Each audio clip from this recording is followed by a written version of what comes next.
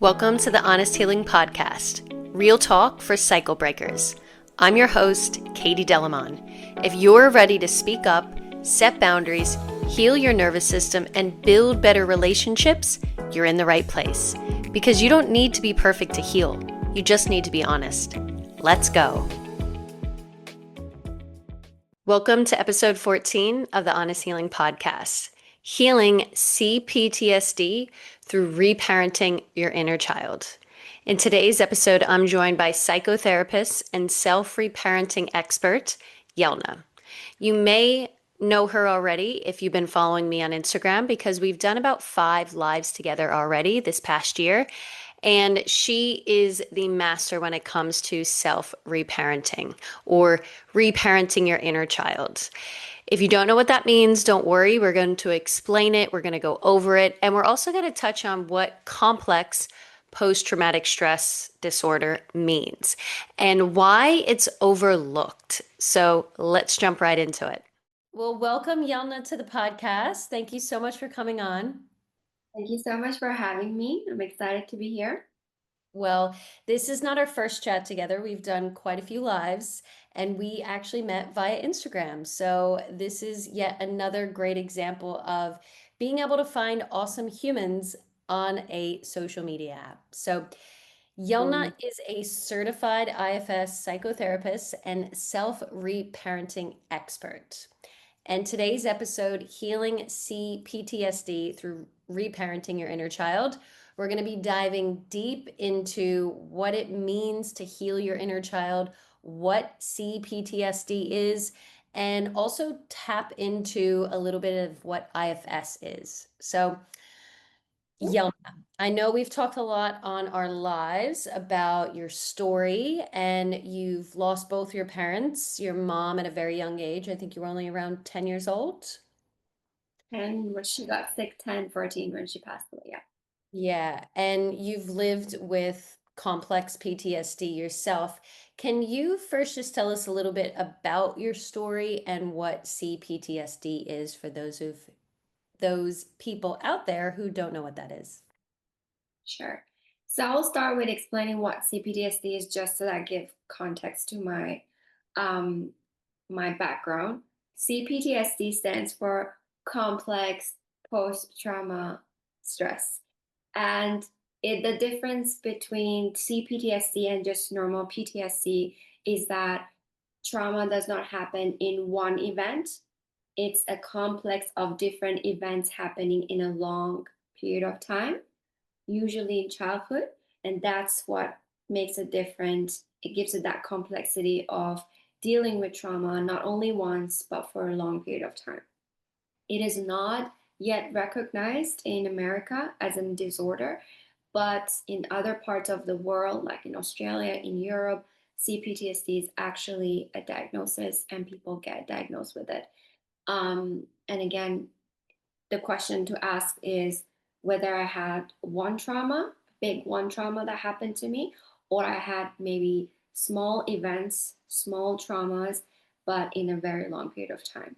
So for me, in my case, the reason that I got diagnosed with CPTSD was that there were multiple traumas, but in a very normalized, small ways, but in a very long period of my time. So I grew up with a very unstable, emotionally unstable mother who did not know how to create that safety for me as a child. She was constantly on the go.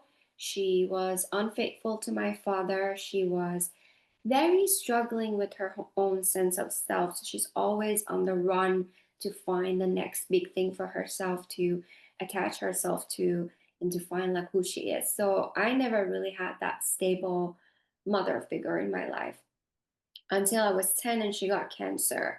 And that 4 years of her being sick was also the long period of time where I became her caregiver and I had to become the one who gives her medicine, take care of her after chemotherapy, take care of her emotional moods, ups and downs, and witness her again on unfaithfulness towards my father while my father was all this time away in a different country, um, financially supporting us.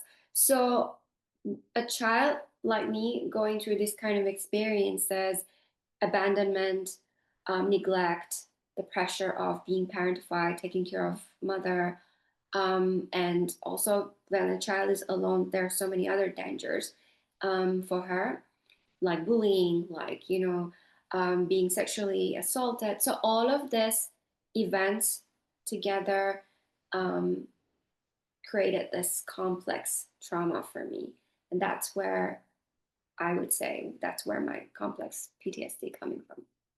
Yeah, absolutely. And I think a lot of people also hear that and they think it has to be, we talk about this all the time, some really big major events. Like you had a mother who had cancer, maybe it was sexual abuse or physical abuse or massive emotional neglect. But complex PTSD could also be those small underlining issues, well, dysfunctions, let's say, like, a parent or parents who are emotionally unavailable or maybe not neglect you, but they don't have that capacity to regulate themselves. And so you can't have strong or bigger emotions, or maybe they don't have really good boundaries. Like, can you go into a little bit more of maybe these things in childhood that people really get passive about and they kind of just excuse it of like, oh well, that's their generation and that's just who they were and they just didn't have the capacity and their mom didn't love them in that way, so how, so what are some little examples of that too that are sneaky that people just dismiss? Yeah, I think I like the word that you use, passive. I think we are afraid to call things for what they are. You know, some of the examples that you gave are actually neglect, they are actually abuse. It is just like I said, they become normalized because a child doesn't know any better. So when you grow up with a mom that constantly gaslighting you, that constantly telling you, don't cry. You have no reason to cry. A mom who's telling you like, "I'm busy. Don't you see I'm busy? I will come," and then she never comes to attend to you. A mom who never actually sits down with you when you are feeling your feelings, when you're upset about your friend, maybe you're upset at school. A mom who's constantly criticizing you for the way you look, the way you're performing at school, the way you behave. All these tiny things that we think like, oh, my childhood was actually normal. Doesn't everybody experience these things? No, these things we need to call them for what they are. A lot of these are abuse, a lot of these are neglect. A mom who does not have a healthy method of regulating herself, so she gives all this anxiety, all of this stress, she literally passes down to their children. This is emotional neglect, this is emotional abuse. We have to call things for what they are. And it does not, I know it comes with a bit of shame, and that's why people don't like to minimize it, because they don't want to shame their parents, they don't want to feel embarrassed for having this big label. Um, Having that shame is so much better than minimizing your experiences, because then you have to carry that shit. Can I say shit? Yeah, we You we can. love curses. Oh, good. Oh, you carry that all of that shit with you your entire life just by minimizing it. Rather just drop the thing, call it for what it is, and deal with it for once and all. So yeah, all of those things that you mentioned, I would, as a psychotherapist, categorize it as child neglect. Not having a proper caregiver to attend to you when you have big feelings, having your caregiver telling you to, don't cry, you don't have anything to cry. Or I'll give Be you something to cry about. something to cry. That's like a very boomers, Yeah. my favorite thing to say. Um, but all of those things adds up. And a lot of people don't get diagnosed with CPTSD because they don't call things for what they are. Like many of my clients come to session and immediately when I ask them, so how was your childhood? Oh, I had a normal childhood. My childhood was great. Our family was very good. Really? Tell me more about it. you I was a very naughty kid. My parents really liked to, discipline me. But not nothing big, just normal spanking.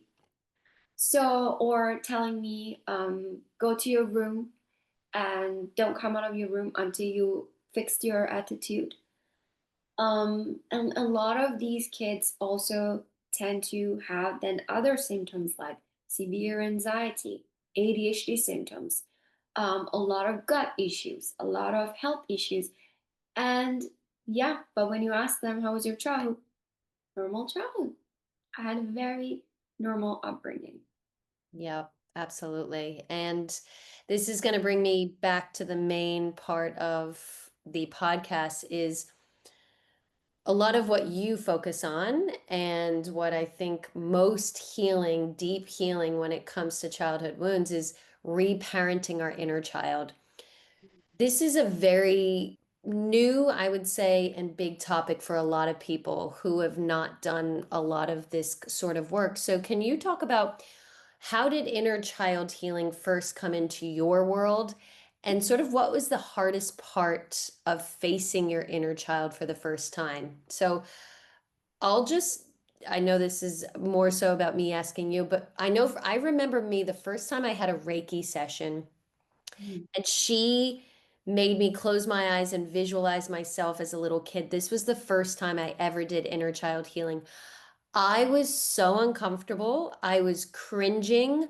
I literally was making things up when she was asking me questions like, what does she look like? What does she feel? What is she saying? How does she feel? And I just kept making things up because I was like, I don't feel anything. I don't notice. I was like, this is weird. Like I can't see myself as a little kid. So can you speak about this a little bit more? Because I know it is wildly uncomfortable for people when they first start out.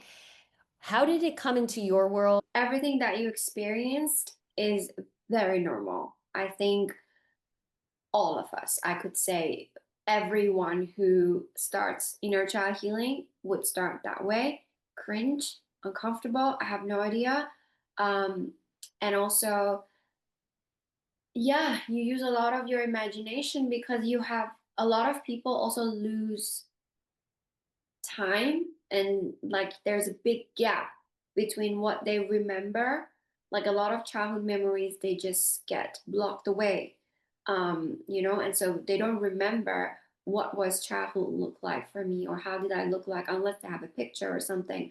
But this is very normal. A lot of my clients also do not remember, and they don't want to remember, so that's all normal. For me, quite the same. I was in therapy session with my therapist that he was not focused in inner child healing.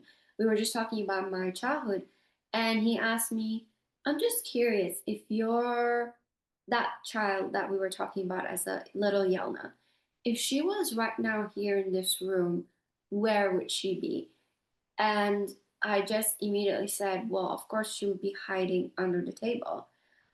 And that was the moment for me to actually get to know her without seeing her, without actually visualizing her.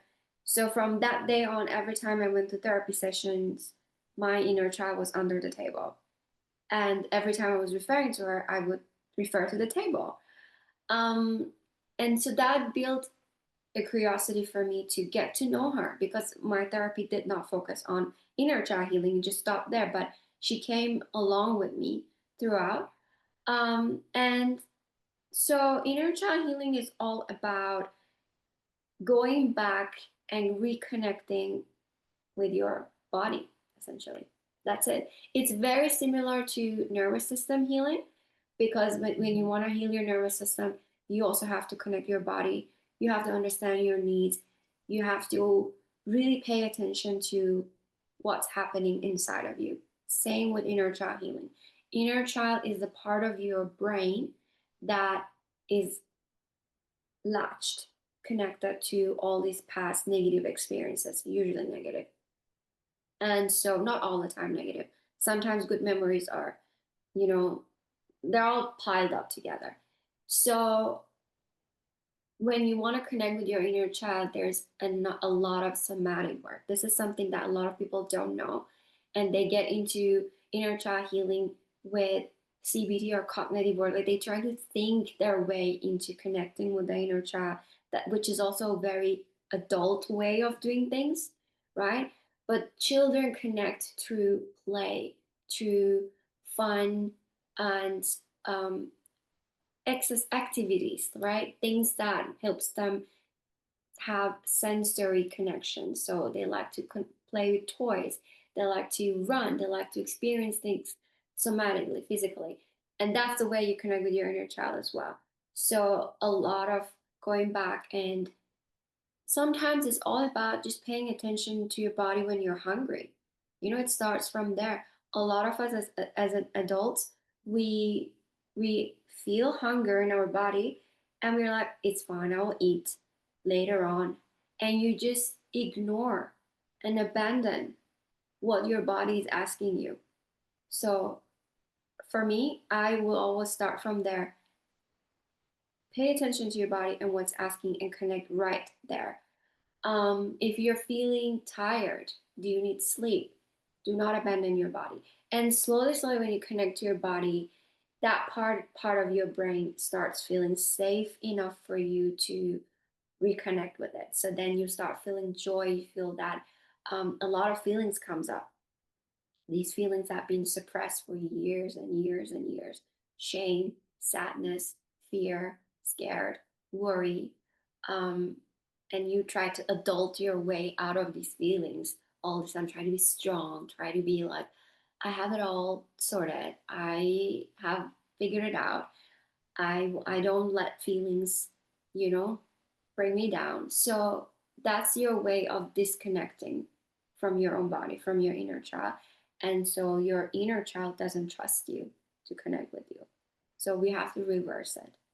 Go back to your body first.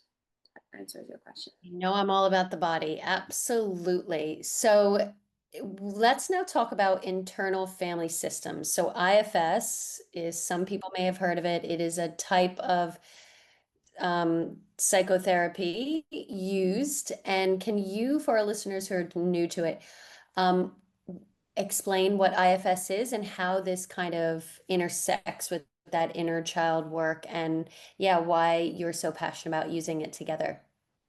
Oh, I love IFS, even though it's a quite new approach in therapy. I just love it. And I think it blends well with inner child healing and reparenting, because I'll tell you why. IFS is internal family system. And one of the books that recently Richard Schwartz wrote, and the title of the book is No Parts Are Bad. And for me, that is the essential work of reparenting.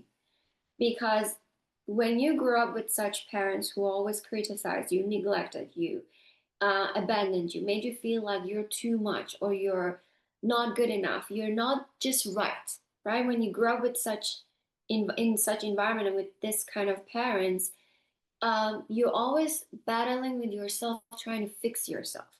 That maybe I need to do this more. Maybe I need to become better at this. Maybe this is like, something is broken in me, something is damaged in me. And so when you try to do inner child work with this approach, you're going to get nowhere, because you're using your own parents' approach. If that worked, you wouldn't be here. If your parents' parenting really worked, you wouldn't be this anxious, you wouldn't be this disconnected, right?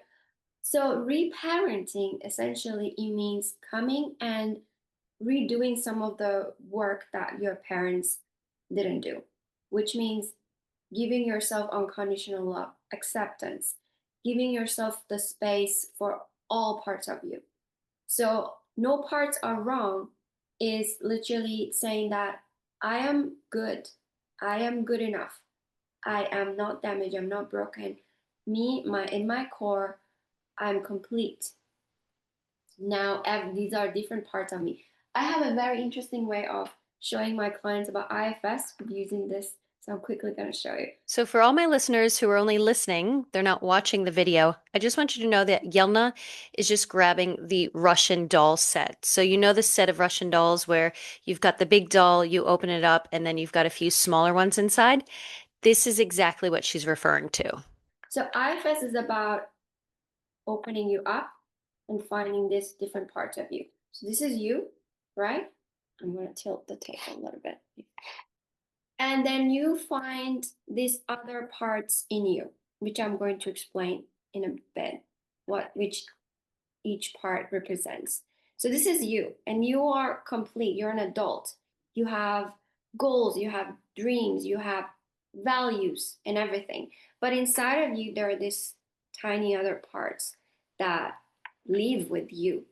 This is the most adult part of inside of you, which we call the manager.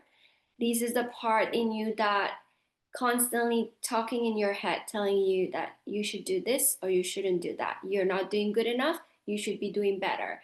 Criticizing you and judging you. So basically, your parents' voice inside your head. Then you have your inner teen, which is your soother. She comes in every time you're triggered to soothe you, sometimes in a healthy way, sometimes not in a healthy way. So if she's healthy, she will tell you, let's breathe. If she's not healthy, she will tell you, let's go binge watch something, let's go binge eat something, let's go yell at someone, right? So the different coping mechanisms. And this is your inner child that constantly scared, constantly telling you, I don't feel safe, I don't like to be seen, I don't like to be around people, I just don't feel lovable, I don't feel good enough. So you carry all of, and this is your, we call it 0 to 5 year old. You can't really do much about it. This is your DNA. Like if you have ADHD, if you have something that you just have to accept about yourself, right? So for my case, I do have ADHD and I have dyslexia. I can't really do much about it. I just love and accept her as part of me. So all these parts in IFS are good. They're here to help you. We don't want to hate them. We don't want to criticize them. We just want to help them to work better for you, to function better for you, to be healthy. And that is the essential work of IFS so that when you go into world with your adult self, you're not carrying so much heaviness, but you have all these parts that support you in your dream, in your relationships, in your whatever you want to achieve. I feel that makes sense. I love that. And I love a good little diagram or something that's visual. I'm a very visual learner and that's so cute. Now, is the protector part the soother? The protector part is your inner teen. Yes. The The soother protector, one? yes. That one Yes. that comes in. Yeah, okay. And is there a firefighter or something? Yeah, it's Is that the essentially called, manager? no, no, no. Firefighters are the protectors as well. All of these two are, Oh, we call them all protectors. So all parts are your okay. protectors. They're to protect you. Okay. Firefighter is the teenager. I just call her teenager because it behaves like a teenager, right? Fiery. It just immediately wants to soothe you and get rid of the pain and just like disconnect you immediately from whatever it's triggering you. So it's like a firefighter. Whereas the manager, which is the most adult one, is the one that is like more systematic, more like, okay, see, you did this last time, it didn't work, so let's prevent from making in more mistakes. Like she's Bit more more like rational. more rational but more rigid, very Mm, rigid about how you function. And so that's where most of our anxieties come in because she's protecting you too much mm, from experiencing, and even if you have to make mistakes to learn things, because she's trying to protect you from ever feeling like a failure, like a mm. parent, right? Yeah. So most of the times when I work with clients at IFS, we are trying to change the mom, the manager, the protector, so that she is not so rigid and so all the time logical about things. So she can Mhm. allow for us to feel our emotions, to experience things, to just be a little bit more relaxed and not constantly, you know, tense, because she tends Yeah. to be a bit. Yeah. Yes. Yes. High functioning and those lovely perfectionists. It's funny when you were talking about it, I was thinking about astrological signs. I'm like, the manager is the Virgo, the Aries is the teenager. But I'm not going into astrology in this episode, but I just, yeah, went there with that. Now, why do you, speaking of the high functioning adults, which I mostly work with as well, the perfectionists who never would call themselves perfectionists or people pleasers. I've actually had one client the other day literally tell me that she understands like why there's some dysfunction in her marriage because as a child, like she just did whatever her mom wanted to do. Like she did violin for X amount of years and hated every minute of it, but did it to, to make mom happy. And when I said, that is people pleasing, she's like, well, I'm not a people pleaser. I didn't do it to please her. I'm like, you literally just said that. But people have such a hard time with the term people pleaser, a perfectionist, even high functioning. Why do so many high functioning adults still feel not enough despite all their achievements? I think it goes back again into not being ready to call things for what they are. Yeah. Going And back to the shame and yeah, being unable to sit with that uncomfort. yes, it is. Because it is uncomfortable. Not only when you name things, you have to admit that your caregivers in some ways failed you, but also you have to admit that what you're doing is not really helping. And Mm, that is a scary thing for a lot of people because what do you mean? I'm working so hard. I'm literally, doing my best. What do you mean this is not working? So again, it goes back into our manager. I mean, I keep pointing to this, but for people who are listening, there is a part of you that I try to visualize it like a manager inside of you. And she is constantly telling you, do more, be more, you're not doing enough, you have to be this, you have to be that. And that's the part that you identify yourself so much with, that part of yourself that it's shadowing to your whole perspective to know that, okay, maybe this is a little bit of perfectionism. I personally just recently, maybe last 5, 6 years ago, I had to admit that, hold on a second, I think I do have a little bit of perfectionism in me. It was such a hard thing to do for me because I'm like, I'm a therapist. I've studied this. I'm helping people. How can you tell me I'm perfectionist, But then I had to be really, really honest with myself and look myself in the mirror and be like, but Yelna, some of the things that you are doing that's holding you back is perfectionism.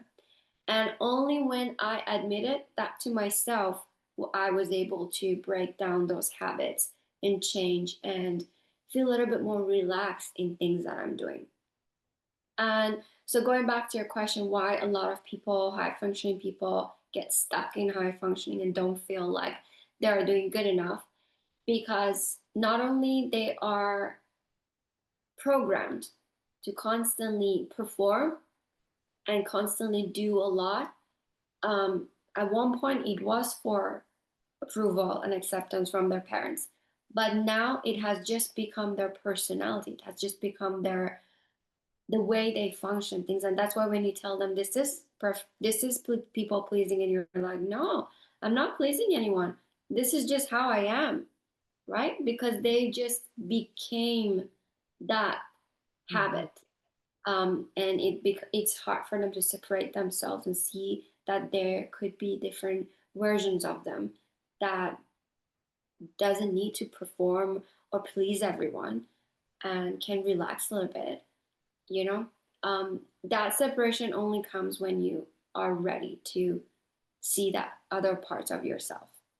mm, Because oftentimes, when you're high functioning perfectionist people pleaser, you're functioning with your manager all the mm, time. So what happens is that you're actually neglecting your teenager self and your inner child, because mhm, you're dragging every part, all your parts, to just be this one thing, right? And so you don't feel fulfilled fully because it's just one part of you that's getting what she wants, which is, okay, I'm climbing the corporate ladder and I'm getting all this acknowledgments and validation.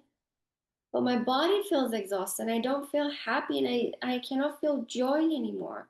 I cannot live in the moment anymore, right? So you're doing one thing, and then another thing is just not really feeling fueled. Yeah, I always ask my clients, how much work, play, and love are you doing in one day, in one week, in one month? Like, if your percentage of work to play and love is way high, like you need to check yourself before you wreck yourself because we all need play and love in our life. Like, and that looks different for everybody, but it is so essential. And how do you see your clients and most people, this unhealed inner child show up in their relationships, their boundaries, burnout? And what are some signs that the inner child might be running the show? That's a very good question because it happens very often. A lot. It comes up more than we think. So there are times where people get stuck in that perfectionism or high functioning, or they stuck in toxic relationships, in the relationship that they know is not really serving them, is not fulfilling, but they don't know what else to do. Inner child plays a really big role in this because she is the one that doesn't allow you to experience change, because Mm, inner child is afraid of change. Inner child just knows survival, just wants to feel safe. And for many of us, safety comes in hell. We yeah. learn to feel safe in chaos. We learn to feel safe in toxic situations, in environments that do not really lift us up. And so we get stuck there, even though we try so hard to be perfect, work so hard to be something that the other person wants us to be. But at the end of the day, we are stuck because we just want to be safe. And yeah, safety sometimes is not what it looks like.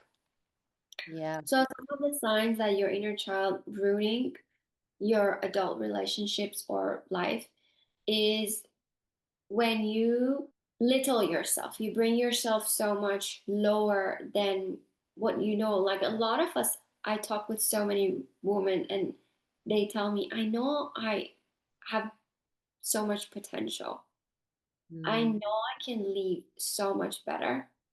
And I just don't know, like I don't know how to get there. So that is a very, very direct sign of you are living through your lens of your inner child than your adult self, right? Or when you settle for breadcrumbs, just little attention, little love, little validation. I know I work with a lot of women who are not only stuck in relationship, but they're stuck in a work that drains them. Like they come home, they have nothing else. Like they're just zero. Like their spark is gone. They have nothing. And when I ask them, so why are you continuing in this job? And they tell me, but because people people see me for my work. I'm part of something that I get seen, mm, and so it just breaks my heart how women just see so little of them, not only women, men as well, see little of themselves, just settling for that little bit of recognition and validation that their inner child wants to see, but their adult self can be so much more fulfilled in life. mhm, Sabotaging relationships when you go to a relationship, speak and act from fear, from insecurity, from your wounds like abandonment wound, rejection wound. You don't want your partner to leave you, constantly feel like maybe you're not good enough for them, maybe they will find someone better. All these thoughts, these mhm. are thoughts of your inner child, and these are signs that telling you that I'm not living from my adult self. I'm living from my wounded self, which is my inner child. Yeah. Yes.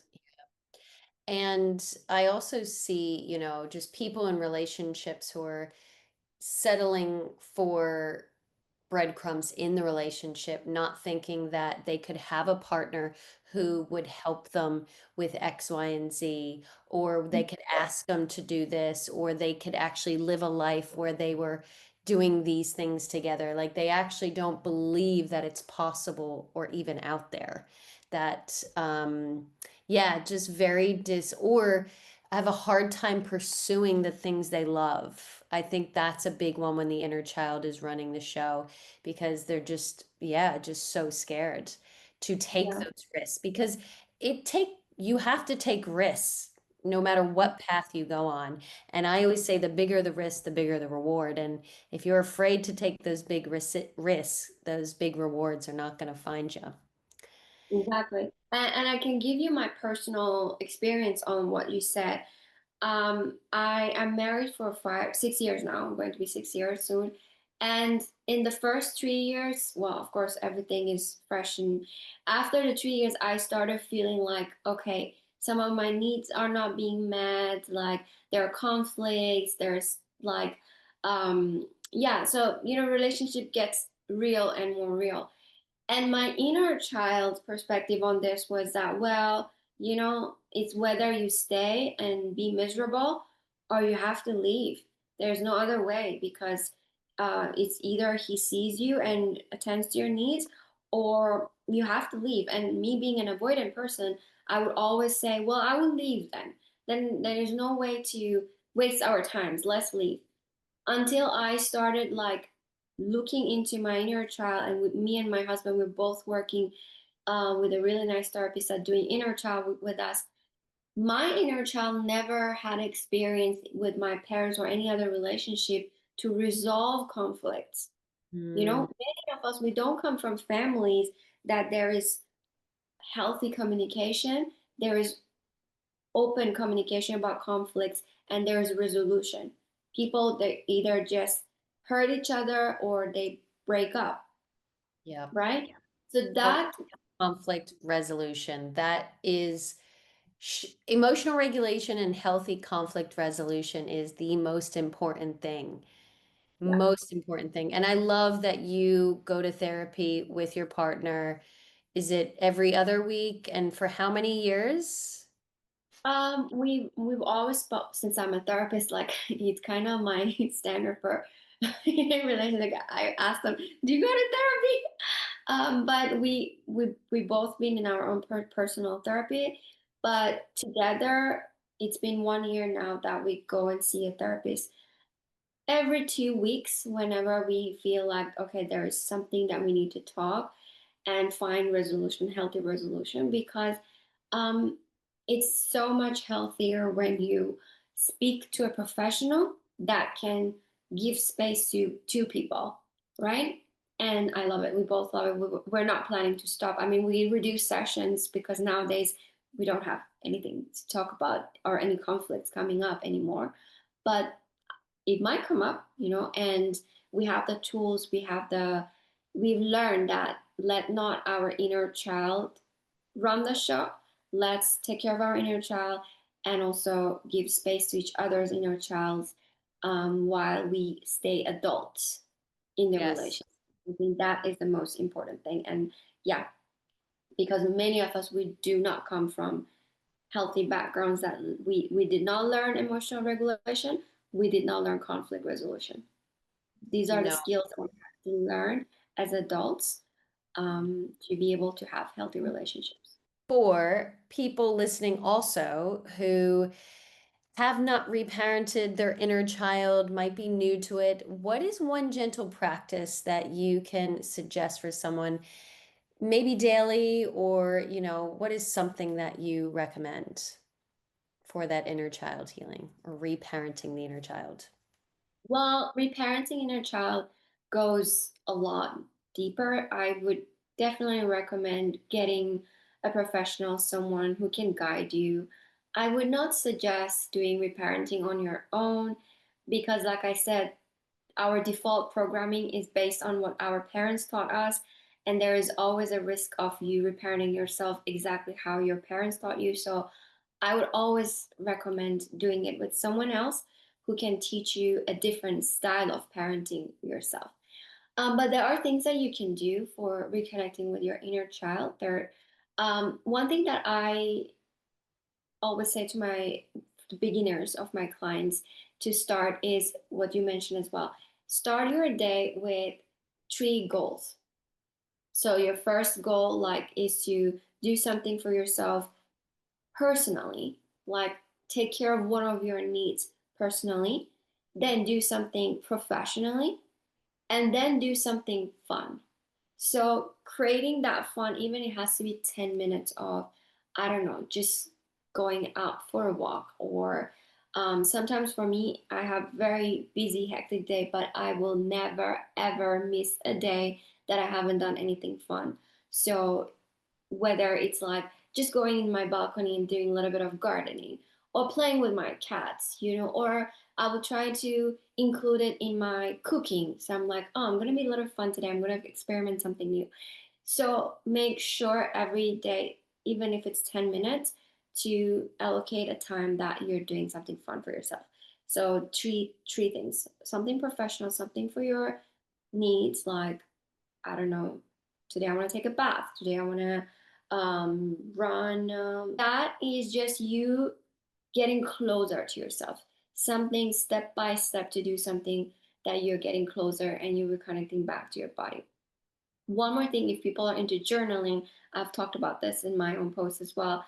Write yourself a sentence with your dominant hand and let the reply be with your non-dominant hand. So I'm a lefty. I always in my journal write myself, "Hey Yelna, how are you doing today?" And then I give pen to my the other right hand and then I answer it with my right hand. This is a very, very fun activity for your brain to not function from that strict adult self and reply with that and connect with your other parts of your brain that need also a little bit more attention. Mm. That's so good. I'm going to do that. Now, do you think we can, I mean, we do this naturally in our relationships that are healthy. Um, do you think we heal our inner child with each other, especially like if it's a romantic relationship? Oh yeah, for sure. I definitely think I don't believe that you have to heal yourself and be healed to be in a relationship. I don't believe that. I believe we were hurt in a relational dynamic. We can also be healed in relationships. The trick here is to not become responsible for each other's inner child, rather become a safe space for each other's inner child. So going back into me and my husband's, I think our relationship just changed so much, Katie. Like I sometimes wake up and I'm like, wow, did this just happen? Like I feel so safe in this relationship. I think I never felt like this with any, not even my blood. Um, but the key is that we both are practicing inner child healing with our own inner child. So I become responsible. If I'm getting triggered, I communicate with my husband that, Alex, I'm triggered now. So I'm going to take care of how I feel. And then we're going to continue on this conversation. And the trick here is that Alex says, I completely understand. Let me know if you need anything from my side.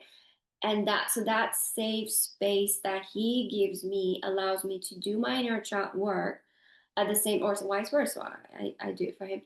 And so while we take care of our own inner children, we become each other's inner children. So me and Alex, we always say our inner children's are best friends. So a lot of times we go on dates.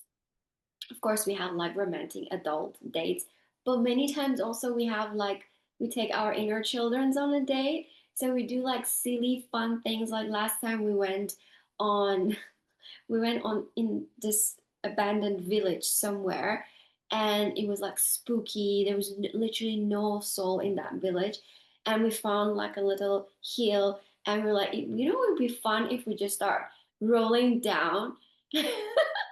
So we just started rolling down the hill and we were all like dirty and muddy. And so it helps a lot. It helps the relationship a lot because not only you're healing your inner child, you're doing it with someone who is also doing healing, you know? So it's just, I don't know, it adds a lot more fun to it, I guess, and safety. Absolutely. Fun is the key word there. And I think that's why me and Kenny love being at Burning Man together. Like our inner child is comes out and they hang out together and they become best friends. Well, they're always best friends, but yeah, it's fun, and that's what you want. Be able to play and have fun, but also obviously be able to be that wise adult, the mature adult saying, "Hey, actually, I'm not feeling great right now. I this is what I need," and being able to ask for your needs. So being able to switch from that inner child to that mature adult efficiently is key. It doesn't always work that way, but how can you tell the difference between being stuck in the past versus healing the past? I think that is very what's happening in healing industry right now, because a lot of people getting stuck rather than healing, even though they think they're doing the work. It's because you get stuck in your head. So healing is not only happening in your head. You cannot just smart way your out of trauma. You cannot understand your way out of trauma. Healing happens in motion, in action.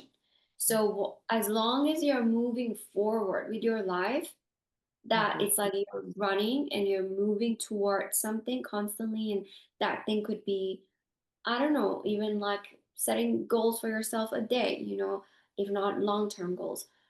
But that is healing because you're moving, you're doing things, you're action, you're moving. But when you're stuck in the past, nothing is happening. No change is happening in your life. You're just thinking. You're just learning. You're just intellectualizing. You're just overanalyzing, but you don't see any change happening, right? So that is the difference. Sometimes with my clients, they come to work with me and they're like, yeah, I want to have this big change happening in my life. I want to, like, you know, change my relationship, change my career. And they realize that healing is not into also big shift and just like suddenly becoming a new person. It's into daily movement. Every day you're moving forward and you're living your life in the present moment. Like today, this is what I'm doing. And I'm going to bed feeling like, okay, I did my best. Things are working. Next day, I'll again try again. That is healing, you know, and you will have your ups and downs and ups and downs. But it's in motion. Mm, Versus getting stuck is like where you are wanting for that fix, wanting for that big change, or wanting for that overnight resolution.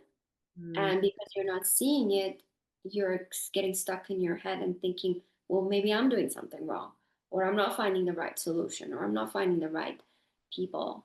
Yeah. mm. So I would say it's in movement.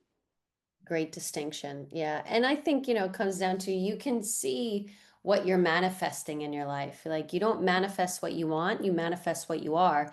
So if you're, like you said, if nothing is changing, well, that's because you're not changing and you're actually not really doing the work, even though you think you are, but it's more in the head than it is in the embodiment. So, yes, great distinction. And we'll start to wrap up here because we have been chatting away, which I always love. So what's the biggest myth about inner child healing wound or inner child wounds? Mhm. There are lots of myths, and that's why a lot of people don't get into it because there's so many different stories. But one big thing that I would say is that um, inner child work is not only for you to recover or heal your traumas. Inner child work also is just for people to reconnect with themselves and find that authenticity, joy, and being present in their life. So it's not only for trauma stuff. It's not Mm, only for work. Then this is why people usually think, oh, yeah, inner child healing is just like if you have childhood trauma. No, inner child healing can also be used in less heavy stuff, like you wanting just find your authentic self. You just wanting to be more present, joyful, fun, happy, all that. Because that's the essence of being a child. A child lives in the moment, yeah. doesn't worry. future. Yeah. I feel like it would, of course, deepen your relationship with your own child if you have children. The more you can connect with your inner child, the deeper you'll be able to connect with your actual child. And Right. of like we talked about before, like with your romantic partner or your partnership, like your in your friendships, but like it makes things more enjoyable, more fun. Like we're not here for very long. Like, do you want to live it miserably or do you want to live it more fun? Your choice. Any relationship actually, it absolutely adds more fun and adds more yeah, authentic, like real connection, because as adults we tend to be very superficial sometimes, and we tend to be like, oh, just the surface level relationships. In my program I have support group for women that we do inner child work, and it just adds up so much more fun, laughter, and also cry. It just, yeah, adds depth into Mm. healing. Yes, if you're doing it with other people. So what would you say to somebody who feels like it's too late to heal? I would say, is it too late or is it too hard? Because, yeah, time is not real. There is Mm. no concept. I mean, I have ADHD. I literally have no concept of time. Um, um, but oftentimes it's too hard for you, and that's why you blame it on money, time, or other things. Mhm. Um, and yes, it is too hard, but it is worth. You deserve doing the work, even if it's in your, I don't know. There's no time. You can do it whenever you want. Did you heal your CPTSD with through inner child healing and IFS? Was that like your main focus that really shifted it for you? Okay, some traumas you cannot heal them. Like Mm, you cannot completely recover from them. But the point of IFS and inner child healing is to give you tools and techniques and ways to live your life to the fullest potential without having these traumas block you. So mm, I wouldn't say I've healed my CPTSD. I think I've learned to live with it in a very healthy, and I've befriended. Sometimes healing is all about learning how to live with mm. your past and still moving forward. And do you feel like you have to remember your trauma in order to heal it? No, you don't. Well, you don't have to remember it in your brain, because again, your protectors are trying to protect you from that memory. You will remember it in your body Mm-hmm. regardless. So whether in my work, there are a lot of times that we do somatic healing, or we do visualization techniques to tap into the body's memory rather than the brain, because the details of what happened to you, it's if it's so horrific that your brain tried to protect you, then it's best to not remember it. We don't want to retrigger our inner child. So no, you don't have to remember everything. Please tell people where they can find you, what programs you have. Thank you so much for having me. It was great. Like, I can talk for another hours and hours with you. You can go to mydearself.com. I currently have a program called Self-Love Mastery. It's a 6 month program for women to work on their inner child, reparent themselves, and just learn how to become more safer and more authentic and just comfortable in their own presence and in their own bodies. I think 6 months is more than enough time for someone to do that. I have 5 slots available. We are starting in 99 days. In 99, it's Christmas time already. It's Wow. crazy. Yeah. So yes, if you're interested in working with me, please reach out to me. You can go to my website, mydearself.com, and you can find all kinds of free resources, courses, blogs, whatever that can help you to understand better your inner child and um, reparenting. I have it there. Yeah, and I just bought your, well, I bought it a few weeks ago before I left, the Inner Child Journal. And I love this idea of writing with your dominant hand the question and writing the answer with your other hand. I'm going to give that a go. I've never done that. So thank you for that little tip and all your wise, wise words, Yelna. I'll be seeing you soon. Thank you so much for having me. This was so much fun. Thank you. Bye. Thank you for joining me for yet another episode of Honest Healing. If you want to learn more about my wild ride from mindlessness to mindfulness, check out my memoir, Trust the Flames. You can buy it anywhere they sell books. I will also link in the show notes a few of mine and Yelna's lives together.